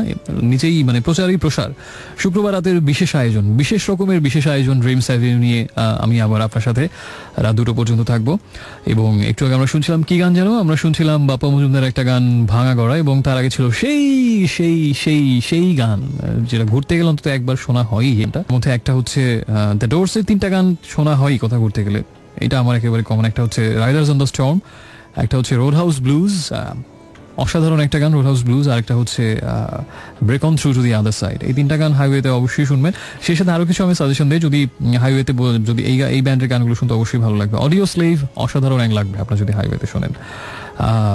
অডিও স্লেভ মাস্ট, রেড হট চিলি পেপার্স, এই ধরনের ব্যান্ডগুলো ডেফিনেটলি হাইওয়েতে অনেক বেশি ভালো লাগবে। অন্যগুলো লাগবে এটা বলছি না, আসলে মুডের উপরে আপনার সাথে সঙ্গী সাথী কারা তাদের রুচির উপরে নির্ভর করে অনেক কিছুই হয়তো পাল্টে যাবে, অনেক কিছু হয়তো ভালো লাগবে, বাট এগুলো লাগবেই। আমি যে কটা ব্যান্ডের নাম বললাম, হ্যাঁ। আর সেই সাথে যদি ড্রিমস অ্যাভিনিউ শোনেন কোনোদিন রাতে, আপনার ওই লং ড্রাইভ কিন্তু একবারে মাঠে মারা গেল। হ্যাঁ, এটা কখনো করবেন না, please don't try this on highway. আমাকে অনেক বন্ধু SMS পাঠিয়েছেন, তার মধ্যে একজন হচ্ছেন গ্রিন রোড থেকে মিষ্টি আর কি, সরি উচ্চারণ ভুল করার জন্য। মিষ্টি আমাকে জানিয়েছেন, what is the male version of ছলনাময়ী? I really want to give that name to that person who is reading this message. He is not Fakibaj anymore and blah blah. বাকি অংশ কিন্তু আসেনি মিষ্টি, তুমি আরেকটা SMS করতে পারো, আমি বাকি অংশ জানতে চাই। কারণ আমাকে এই পৃথিবীতে এখন পর্যন্ত যে কয়জন খুব সূক্ষ্মভাবে, খুব ভদ্র চেহারা নিয়ে এবং বোঝা যায় না এমনভাবে অত্যন্ত কুশলতার সাথে, অত্যন্ত নৈপুণ্যের সাথে, সুনিপুণ দক্ষতার সাথে আমাকে যারা আলপিনের খোঁচা দিতে পারে, মাস কথাটি সব ব্যবহার না করলাম, তার মধ্যে মিষ্টি অন্যতম। And I like her style, I am really a fan of her style. যেমন এই যে একটু আগে সুন্দর বললো যে what is the male version of ছলনাময়ী, এভাবেই সবসময় আমাকে সে তিরস্কৃত করে। Thank you so much for such a sweet message Mishti. তোমার নামের মতোই তোমার SMS-টা মিষ্টি। এরকম SMS আমি আরও চাই, সিরিয়াসলি আমার খুব ভালো লাগে এরকম ভাবে যখন তুমি বলো। হ্যাঁ, বাকি অংশটা আরেকটা SMS করে পাঠাও, আমি সেটা মিস করতে চাই না। প্রত্যেকটা শব্দই কোটি টাকার মতো দামি তোমার SMS-এর, যেহেতু আমাকে বেশ সূক্ষ্ম মাস থাকে সেখানে। Anonymous, new friend, you're most welcome Anonymous, and actually that is not cute. The way you said it, that was actually something cute. Thank you so much for your sweet message. এবং আর অনেকে SMS পাঠিয়েছেন, আপাতত আর পড়ছি না, শুধু SMS করার নিয়মটা মনে করিয়ে দিই। যদি কোনো গান শুনতে চান, যদি নিজের কোনো কথা শেয়ার করতে চান, যদি অন্য কারো কথা শেয়ার করতে চান, অথবা এর বাইরেও যদি কিছু করতে চান, প্লিজ আমাকে একটা SMS করবেন। প্রথমে আপনার মোবাইল ফোনের SMS অপশনে যাবেন, গিয়ে লিখবেন রেডিও আমার শর্টেস্ট ভার্সন, যেটা হচ্ছে RA, এবং স্পেস দিয়ে লিখবেন আপনার কথাবার্তা, ইতিহাস, অর্থনীতি, পৌরনীতি, ভূগোল, যা কিছু লিখতে চান, এবং লিখে পাঠাবেন সেটা 6969 এই নম্বরে। আমরা এখন যে গানটা শুনবো সেই গানটা হচ্ছে ক্যাসল অন দ্য হিল। যারা পাহাড়ে ঘুরতে যাচ্ছেন এই গানটা তাদের জন্য, ক্যাসল অন দ্য হিল। আর যারা পাহাড়ে ঘুরতে যাচ্ছেন না, এই গানটা তাদের জন্য, কারণ নিশ্চয়ই আপনি পাহাড়ে ঘুরতে না গেলেও হৃদ মাঝারে একটা পাহাড় কল্পনা করতেই পারেন, এবং সেখানে ঠিক গধূলি বেলায় সূর্যাস্তের ওই সময়টাতে যখন আকাশে লালিমা বা লাল আভা ছড়িয়ে যাবে, ঠিক ওই সময়টাতে একটা মানুষকে আপনি পাশে কল্পনা করতেই পারেন, এবং দুজনেই মিলে সন্ধ্যা নামাবেন পাহাড়ের গায়ে, সেই অসাধারণ গোধূলি লগনে ভাবতে পারেন। তাই যারা এরকম মনের মধ্যে কোনো পাহাড়ি সন্ধান আনছেন অথবা সত্যি সত্যি পাহাড়ে যাচ্ছেন, সবার জন্য এই গান ক্যাসল অন দ্য হিল। একটু পরে ফিরছি।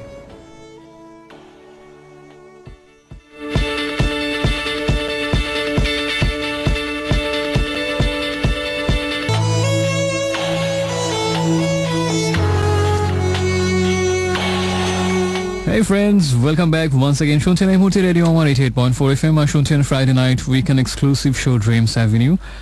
সেখানে আছে ইরাজ আপনার পাশে, এবং রাত 2টো পর্যন্ত থাকবো। সময় এখন এক্স্যাক্টলি 1:04, আরো 56 মিনিট আমাদের হাতে রয়ে গেছে। তো সেই 56 মিনিট আমরা কি করতে পারি?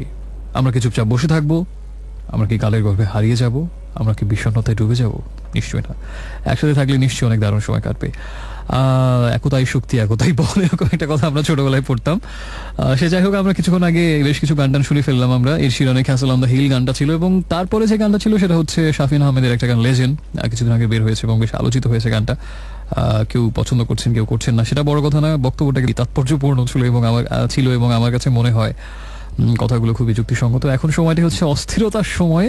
যুগের সাথে তাল না মিলাতে পারলে আপনি পিছিয়ে যাবেন, আপনি ক্ষয় জফলায় আকার প্রমাণিত হবেন, এবং আপনাকে ফ্লোতে থাকতে হবে, আপনাকে কি বলা যায়, আলোচনায় থাকতে হবে, আপনাকে টাচে থাকতে হবে, আপনাকে সবার মাথার ভেতরে থাকতে হবে। এবং যত বেশি প্রচার করবেন, যত বেশি নিজেকে দেখাবেন, শোনাবেন, এবং সহজভাবে থেকে যদি না পারেন বিতর্কিত কোনো কিছু করুন, দেখবেন যে আরো বেশি আলোচনায় চলে আসছেন। এবং সস্তা জনপ্রিয়তা যদি খুঁজতে চান, এমন কিছু করবেন যেটা কেউ করবে না, এবং সেটা 10 জনে ছিচি করবে বা 100 জনে ছিচি করবে, কিন্তু ওই ছিচিটাই আপনি চাচ্ছেন, তাহলে আপনি আলোচনায় চলে আসবেন। এরকম একটা বিকৃত জনপ্রিয়তা বা আলোচনায় আসার বা থাকার এবং একটা জনপ্রিয়তার একটা অসুস্থ লড়াই চলছে এই সময়টাতে। আমার কাছে মনে হয় যে সেই দিক থেকে খুব অনেক বেশি কন্টেম্পোরারি গানটা। সে যাই হোক, জয় হোক তাদের, যারা এই ভার্চুয়াল ওয়ার্ল্ডের virtual সেলিব্রিটিয়ান stars, hats off to them. আর এই মুহূর্তে আমরা কি করব? এই মুহূর্তে আমরা কিছু SMS পড়ে ফেলি। আমাকে লিখেছেন শ্রুতি, অবশ্য প্রত্যেক আওয়ারে রিমাইন্ডার 2 ঘন্টা হয়ে গেলে লিখছেন 1 ঘন্টা যে কোথায় হাওয়াই মিঠাইয়ের মতো মিলিয়ে গেল, 2 ঘন্টা হলো একই কথা লিখছেন। Too much sweetness can kill you. Okay, একটা গান ছিল বোধহয় গানস এন্ড রোজেসে, too much love can kill you, এটা স্করপিয়ন্সের গান প্রবাবলি। রাজীব আমাকে লিখেছেন অপেক্ষায় আছেন কারোর জন্য স্পেশালি, আপনার অপেক্ষার অবসান ঘটুক। আর আমাকে জানিয়েছেন যে a person who falls and gets back up is much stronger than a person who never falls. খুবই তাৎপর্যপূর্ণ কথা। যে মানুষটা কখনো পড়ে যায়নি এবং তার থেকে যে মানুষটা পড়ে গিয়েছে এবং আবার দাঁড়াতে শিখেছে, সে অনেক বেশি শক্তিশালী। কথা খুবই সত্য। আরেকটা কথা আছে না, ওই যে what doesn't kill you makes you stronger, এটাও মনে হয় অনেকাংশে অনেক ক্ষেত্রে সত্যি, তাই না? আর আমাকে জানিয়েছেন ফ্লয়েডিয়ান যে দ্য ডোরসের স্প্যানিশ ক্যারাভান গানটা জার্নিতে ফুল ভলিউমে শুনতে অসাধারণ লাগে। হ্যাঁ, কথা সত্যি। এরকম আরও বেশ কিছু গান আছে। রোড ট্রিপিং নিয়ে একটা গান আছে রেড হট চিলি পেপারসের, গানটার নামই হচ্ছে রোড ট্রিপিং, সেটাও একটা দারুণ গান। সুপান্ত SMS পাঠিয়েছেন, নিউ ফ্রেন্ড, সবাইকে আরেকবার স্বাগত জানাচ্ছি। এবং এখন একটি SMS করার নিয়মটা মনে করিয়ে দিই, যদি আপনি কাউকে কোনো কিছু ডেডিকেট করতে চান বা নিজের কিছু ভাবনা চিন্তা কথাবার্তা অনেয়ারে যদি শুনতে চান বা অন্যকে শোনাতে চান বা কোনো গান শুনতে চান, একটা ছোট SMS করবেন ভাইয়া নাপুরা যারা আছেন এই মুহূর্তে আমার সাথে। প্রথমে লিখবেন রেডিও আমার শর্টেস্ট ভার্সন, যেটা হচ্ছে RA স্পেস দিয়ে নাম ঠিকানা এবং কথাগুলো লিখবেন, লিখে পাঠিয়ে দেবেন 6969 এই নাম্বারটাতে। আমরা এখন অর্ণবের 2টো গান শুনবো। এই 2টো গান খুব বেশি আলোচিত, প্রচলিত, শ্রুত বা রিকোয়েস্টকৃত না, কিন্তু আমার কাছে বেশ সুইট লাগে এবং ভিন্ন ধর্মী একটা। স্পেশালি সেকেন্ড গানটার মধ্যে একটা ছড়া গানের মতো ব্যাপার আছে এবং ছন্দে মিলানো। ওই গানটা সময় কাটে, যে গানটার নাম, ওটার কথা বলছি। ওই আমরা দুজনে মিলে লিখেছেন, রাজীব আশরাফ এবং অর্ণব নিজে। ওই ছন্দে মিলানো ছড়ার মতো যে অংশটা, ওটা অর্ণবে নিজে লেখা। আর তার আগের গানটা হচ্ছে মুহূর্ত। এই 2টো গান আমার কাছে কোনো একটা কারণে বেশ ভালো লাগে এবং আমি একা অনেকবার শুনেছি, অনেয়ারেও প্লে করেছি, খুব বেশি না। তো আজকে এই 2টো গান একটু একসাথে শুনি। এইটার নাম হয়ে যাক অর্ণবস ডিফারেন্ট ট্র্যাকস অথবা অর্ণবস ভ্যারিয়েশন। আচ্ছা, নাম দেওয়ার দরকার নেই, নামে কি যায় আসে, তাই না? অনেকেরই তো অনেক কিছুই তো নাম ছাড়া ভালো থাকে। তো যেমন অনামিকা নামের মেয়েরা, তাদের নাম নেই কিন্তু তারপরে তাদের একটা নাম আছে অনামিকা। সে যাই হোক, আসলে বেশি জার্নি হচ্ছে, তাই জন্য এলোমেলো কথা বলছি। আমরা এই জন্য এলোমেলো কথা বেশি না বলে আমরা গানে চলে যাচ্ছি। একটু পরে ফিরছি, সাথে থাকুন।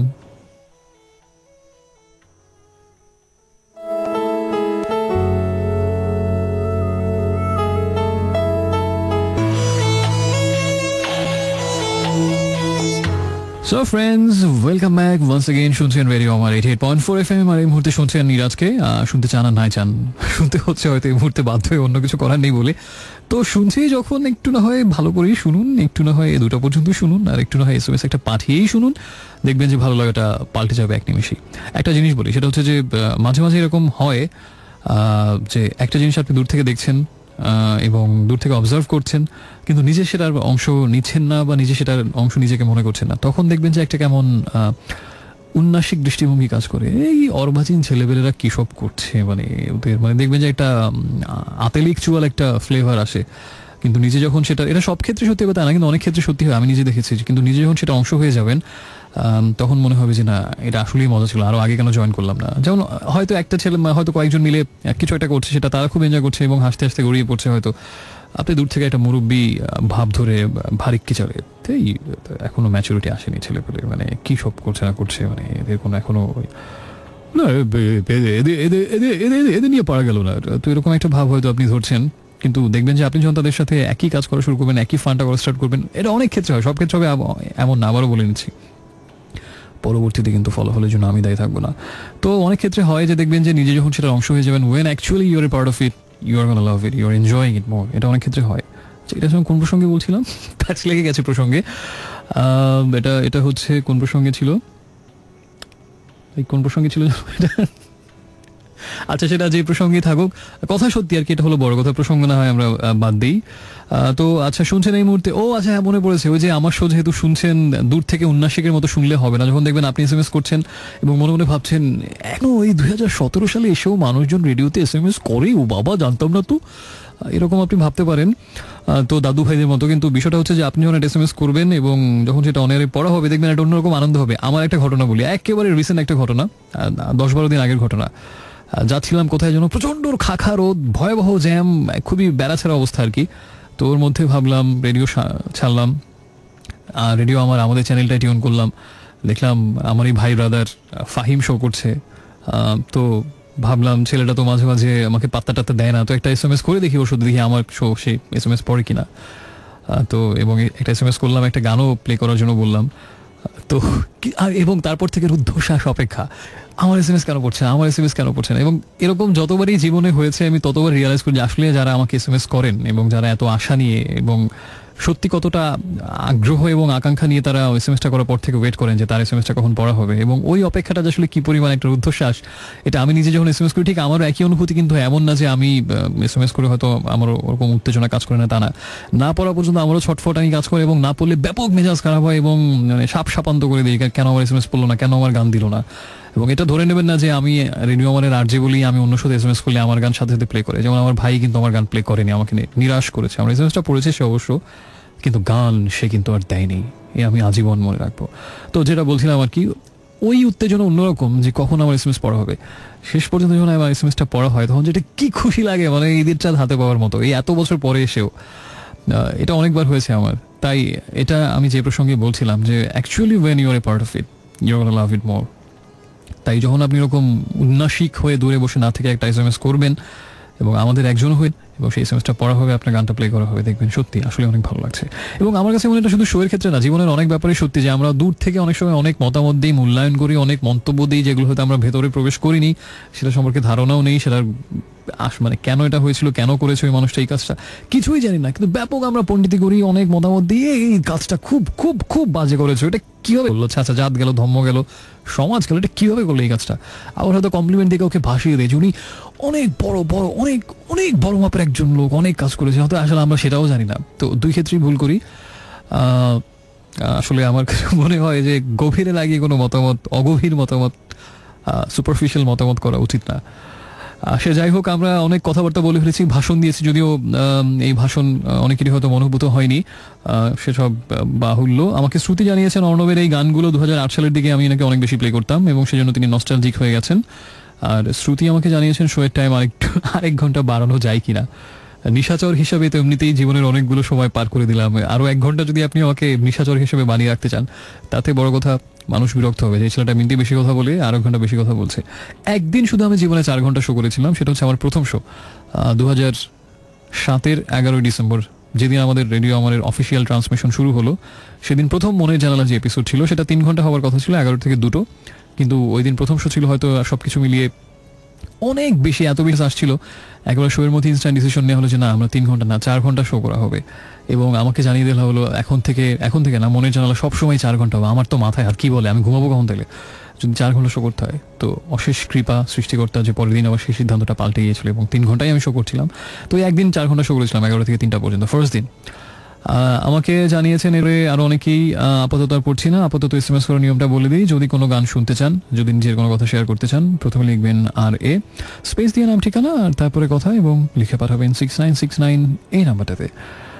আর এখন আমরা যে গানটা শুনবো এই গানটা হচ্ছে রেড হট চিলি পেপারসের একটা গান, খুব দারুণ একটা গান, ডার্ক নেসেসিটিস। গানের নামটা কিন্তু একটা অন্যরকম একটা ব্যাপার আছে গানটার মধ্যে, তাই না? Dark necessities. So enjoy your dark necessities. Okay, I am coming back.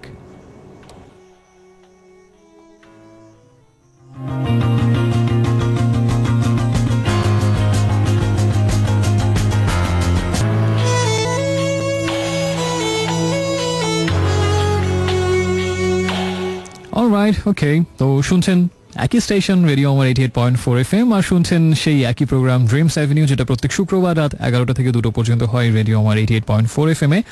আর সেখানে শুনছেন ইরাজকে, এবং সেজন্য আপনাকে অশেষ ধন্যবাদ, আমি কৃতজ্ঞ আমাকে সঙ্গ দেওয়ার জন্য। সময় এখন 1:34, এখনো বেশ কিছুটা সময় কিন্তু আমাদের হাতে আছে। একটু আগে শুনছিলাম হারিয়ে যাওয়ার গান আরু ভাইরাসের, আর তার আগে ছিল dark necessities by Red Hot Chili Peppers. আমাকে অনেক বন্ধু SMS পাঠিয়েছেন, তার মধ্যে আছেন প্রতীক আমাকে জানিয়েছেন রামপুরা থেকে যে আজকে তিনি এবং তার দাদার GF দীপা আমাকে ফার্স্ট টাইম শুনছেন। সো ইউ মোস্ট ওয়েলকাম, দুজন নতুন বন্ধু। দাদার GF মানে দাদার ground floor, I'm just kidding actually. দাদার গার্লফ্রেন্ড। আচ্ছা, GF, এবং এই যখনই কেউ GF করে আমার ট্রাস্ট মি ফান না, আমার শুরুতেই বা প্রথমবারই আসলে গ্রাউন্ড ফ্লোর মনে হয়, এবং তখন আমি চিন্তা করলাম আসলে গ্রাউন্ড ফ্লোরের সাথে গার্লফ্রেন্ডের মিল কোথায়। তো মাথায় একটা জিনিস আসলো যে একটা জায়গাতে মিল থাকতে পারে, সেটা হচ্ছে মিলটা কি তাহলে ওখানে যে গার্লফ্রেন্ডরা সবসময় আপনাকে গ্রাউন্ড ফ্লোরই আটকে রাখবে, কখনো উপরে উঠতে দেবে না, জীবনে কখনো উপরে যেতে দেবে না, বড় হতে দেবে না। That is the similarity. এটা বললে আমি জানি যে এই মুহূর্তে সবাই থালা বাসন যা আছে সব নিয়ে দৌড়ে আসবে আমার স্টুডিওর দিকে। সো অ্যাকচুয়ালি না, এটা আমি দুষ্টামি করে বললাম, এটা আমার মাথায় আসেনি। মাথায় যেটা এসছে সেটা হচ্ছে যে গ্রাউন্ড ফ্লোর আর গার্লফ্রেন্ডের মধ্যে এরকম সিমিলারিটি থাকতে পারে যে গ্রাউন্ড ফ্লোর হচ্ছে একদম ভিত্তিটা, নিচে থাকে, এবং সেই ভিত্তির উপরে আস্তে আস্তে একটার পর একটা ফ্লোর সাজিয়ে আমরা হয়তো অনেক হাই রাইজ বিল্ডিং গড়ে তুলি গ্রাউন্ড ফ্লোরের উপরে। তো গার্লফ্রেন্ড হচ্ছে আপনাকে জীবন হয়তো সেই স্ট্যাবিলিটি দেবে, সেই আপনাকে শক্ত বুনিয়াদ দেবে, শক্ত একটা ভিত্তি দেবে, দ্য স্ট্রংগেস্ট প্ল্যাটফর্ম মেবি, এবং সেটার উপর আপনি একটার পর একটা সাফল্যের শিখরে আস্তে আস্তে উঠতে থাকবেন। সেই গ্রাউন্ড ফ্লোরের উপরে ভিত্তি করে কিন্তু আপনার হাই রাইজটা উঠবে। So I think that is the similarity between ground floor and girlfriend. GF, দুটাই GF। সবাই এখন খুব খুশি না? এইটা বলে আবার ভুল করলাম, আমি আসলে এখনো চালাক হতে পারলাম না। এখন নিশ্চয়ই সবাই এবার ভাবছেন, ও তার মানে তুমি খুশি করার জন্য বলেছো আমাদেরকে। ওহে পাষণ্ড পামর নরাধম, তাহলে আগের কথাটাই তোর মনের কথা? না, আগের কথাটা আমার মনের কথা না। উপরের কোনটি আপনার মনের কথা? অপশন A, অপশন B, উপরের কোনোটিই না, অথবা উপরের দুটি? এটা হচ্ছে MCQ প্রশ্ন আপনার কাছে। জেসি জেনি আমাকে খুব সুন্দর SMS পাঠিয়েছেন, খুবই সুন্দর, আমার খুব ভালো লেগেছে। সেটা হচ্ছে একটা কবিতার মতো, আমি জানি না এটা কার লেখা, আমি আগে কখনো পড়িনি বা দেখিনি বা শুনিনি বা বুঝিনি। লিখেছেন যে তুমি ভালো আছো তো এখন? বারবার এই প্রশ্ন ছড়িয়ে দিতে ইচ্ছে হয় শহরে, বারবার এই প্রশ্ন ছড়িয়ে দিতে চাই শহরে, রাস্তায়, ঘরে, রেস্তোরাঁয়, টেলিফোনে, বাগানে, বিমানে, দেয়ালে। জানতে বড় ইচ্ছে করে সেই যে দেখেছি এখনো তোমার চোখে সমুদ্র যাত্রার নীল লেগে আছে কিনা, অথচ এসব তেমন জরুরি নয়, তীব্র কিছু নয়। দারুণ দারুণ, আমি আরেকবার পড়ার লোভ সামলাতে পারছি না। তুমি ভালো আছো তো এখন? বারবার এই প্রশ্ন ছড়িয়ে দিতে চাই শহরে, রাস্তায়, ঘরে, রেস্তোরাঁয়, টেলিফোনে, বাগানে, বিমানে, দেয়ালে। জানতে বড় ইচ্ছে হয় সেই যে দেখেছি এখনো তোমার চোখে সমুদ্র যাত্রার নীল লেগে আছে কিনা, অথচ এসব তেমন জরুরি নয়, তীব্র কিছু নয়। খুব সুন্দর। আমি জানি না এটা কোনো কবিতা কিনা বা আপনাদের লেখা কিনা, একটু জানালে কৃতার্থ হব। এই মুহূর্তে আপাতত আর SMS আছে। আমাকে তাহমিন একটা মিথ্যা অভিযোগ করেছেন, আমি নাকি SMS পড়ি না। অবশ্যই পড়ি, কে বলেছে পড়ি না? আপনি পাঠান 10টা, অ্যাটলিস্ট আমি একটা পড়বো। সরি, মানে 10টা পাঠান 9টা পড়বো, আমি আগের বার ভুল বলেছি। এরপর আমাকে লিখেছেন শার্লি যে ওকে, থ্যাংক ইউ মজা পাবার জন্য। আপনি মজা পেয়েছেন এটা শুনে আমার ভালো লাগছে। রাজীব ভাইয়া, your a very good listener I must say, এবং সাথে থাকবেন এভাবে সবসময়, অনেক বেশি এসএমএস করে উপস্থিতি জানান দেবেন অবশ্যই, তাহা দিয়ে আমাদের বন্ধুত্ব আরো নিখাত ভাবে সবসময় থাকবে। এই মুহূর্তে আমরা গানে চলে যাচ্ছি, তার আগে এসএমএস করার নিয়মটা আরেকবার, প্রথমে আর এ লিখতে হবে, আর এ, এবং তারপরে স্পেস দিয়ে আপনার নাম ধাম, তারপরে কথা, এবং পাঠাবেন যে নাম্বার সেটা হচ্ছে 6969। আমরা এখন একটা নস্টালজিক হয়ে যাবার গান শুনবো, ইমোশনাল হয়ে যাবার গান শুনবো, উদাস দেবদাস হয়ে যাবার গান শুনবো। গানটা আসলে অনেক অসাধারণ একটা গান, আমার খুব ফেভারিট। স্পেশালি নদী তীরে যদি কোনো আপনার, বা নদীর পাড়ে যদি কোনো গোধূলি, বিকেল, সন্ধ্যা, রাত, মাঝরাত, ভোর রাত, দুপুরবেলা, মধ্যাহ্ন, অপরাহ্ন, পূর্বাহ্ন, যে সময় কাটান না কেন প্রিয় কোনো মানুষের সাথে এমন কোনো স্মৃতি যদি আপনার থেকে থাকে, এই গানটা আমি জানি কোনো না কোনোভাবে আপনাকে একটু হলেও আপনার মস্তিষ্কের গভীরে একটু হলেও অনুরণন তৈরি করবে। ওয়ারফেজের গান নিশ্চয়ই বুঝতে পারছেন, মনে পড়ে সেই রাতের কথা, তুমি আমি নদী তীরে একা বসে। আহা, অসাধারণ গান। চলুন আমরা সবাই মিলে একটু ইমোশনাল হয়ে যাই, হ্যাঁ, একটু পরে ফিরছি।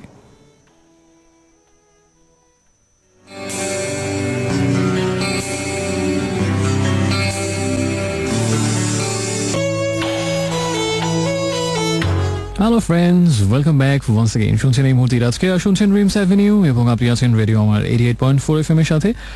শুনছিলাম মিনারের একটা গান, দেয়ালে দেয়ালে, এবং তার আগে ছিল যে গানটা সেটা হচ্ছে ওয়ারফেজের মনে পড়ে। আর এই দুটো গানের পরে নিশ্চয়ই একটু আবেগ ভারাক্রান্ত আপনি। তো সেই আবেগ ভারাক্রান্ত অবস্থাটাকে এখন আমার কি করা উচিত, এই আবেগ লইয়া আমি এখন কি করিব? একটা করা যায় যে আপনার আবেগটাকে প্রশমিত করে কমিয়ে দেয়া এবং আপনাকে একটু স্বাভাবিক করা। আরেকটা হচ্ছে আপনাকে এই আবেগ ভারাক্রান্ত অবস্থা থেকে যখন আপনি হাবুডুবু খাচ্ছেন স্মৃতির অতল চোরাবালিতে, তখন আপনাকে আরো গভীরে ডুবে যেতে দেয়া। কোনটা আমার করা উচিত এই মুহূর্তে? দেখুন ভিডিও সহ। অলরাইট, সো আমি কোনটা করছি দুটো অপশনের মধ্যে সেটা আপনি এখনই বুঝতে পারবেন। তবে তার আগে যেটা বলবো সেটা হচ্ছে, আমাকে বেশ কিছু বন্ধু এসএমএস কিন্তু পাঠিয়েছেন, একদমই পাঠানি তা কিন্তু না, পাঠিয়েছেন। হ্যাঁ, নির্জন অবশ্য একটা বেশ তাৎপর্যপূর্ণ প্রশ্ন করেছেন, সেটা হচ্ছে পুরনো বিষাদে বুঝি জড়াতে আর ভালো লাগে না। জানি না এই প্রশ্নটা কার উদ্দেশ্যে, তবে আমি ব্যক্তিগতভাবে আমার পুরনো বিষাদে জড়াতে ভালো লাগে, এবং কিছু কিছু দুঃখ থাকে আসলে আমার কাছে যেটা মনে হয়, ওই দুঃখগুলো কখনোই কাউকে ছেড়ে যাওয়া উচিত না। কিছু কিছু দুঃখ অলংকার হয়ে, বা যে যাই বলি না কেন, হয়তো সঠিক উপমাও খুঁজে পাবো না, সেগুলো সবসময় হৃদয়ে যদি জড়িয়ে থাকে, আমার ধারণা অনেক তীব্র বিষাদের মধ্যে অনেক অনেক ভালো পজিটিভ কিছু অবশ্যই আছে। সেটা হয়তো প্রেক্ষাপট অনুযায়ী, পরিস্থিতি অনুযায়ী, এক একজনের পারিপার্শ্বিক অনুযায়ী রকম ফের থাকতেই পারে তার ভেতরে, কিন্তু কিছু কিছু বিষাদ আসলে আমার কাছে মনে হয় অনেক সুখের থেকেও আপন হয়। জানি না একমত পোষণ করবেন কিনা, এটা আমার অনুভূতি, অনেক সুখের থেকেও আপন হয় কিছু। সে যাই হোক, আমাকে শাহরিন লিখেছিলেন মেঘদলের নির্বাণ গানটা প্লে করা যায় কি না? অবশ্যই যায়, কেন যায় না? এরকম পুরনো একজন বন্ধু একটা গানের রিকোয়েস্ট করেছে, সেই গানটা প্লে করবো না? আমি তাহলে হট সিটে কি জন্য বসে আছি? আর মানে কেন তাহলে এতদিন ধরে শো করছি? তবে আমি জানি না সময় আমাকে অ্যালাউ করবে কিনা, সো ঠিক আমি শিওর না আসলে। তবে আপনি এটা রিকোয়েস্ট করেছেন, আমি এটা প্লে করতে পারবো না, এটা কি একদম কথা হলো নাকি? অবশ্যই পারবো, কেন পারবো না? আজকে হোক আরেকদিন হবে, আর সেদিন হলে তার পরের দিন হবে, আরেকদিন হবে, না হলে হয়তো একসময় হবে না, বাট পারবো না এটা কেমন কথা? অবশ্যই পারবো। তো আমাকে আরো অনেক বন্ধু এসএমএস পাঠিয়েছেন, আপাতত আর পড়ছি না যেহেতু সময় কম, পরে আবার এদের গান প্লে করতে পারবো, তখন বলবে ছেলেটা শুধু বাগাড়ম্বরপূর্ণ কথা বলে কিন্তু কোনো কাজ করে না। তো আমরা এখন যে গানটা শুনবো সেই গানটা হচ্ছে ওই প্রশ্নের উত্তর, যে আমি এখন আপনার আবেগ ভারাক্রান্ত অবস্থাকে কি প্রশমিত করবো, নাকি আপনাকে আরো আবেগের অতল গহ্বরে ঠেলে দেবো। এই গানটা শুনলেই বুঝবেন আমি দুটো ফর্মুলার কোনটা এখন অ্যাপ্লাই করছি আপনার উপরে। একটু পরে ফিরছি।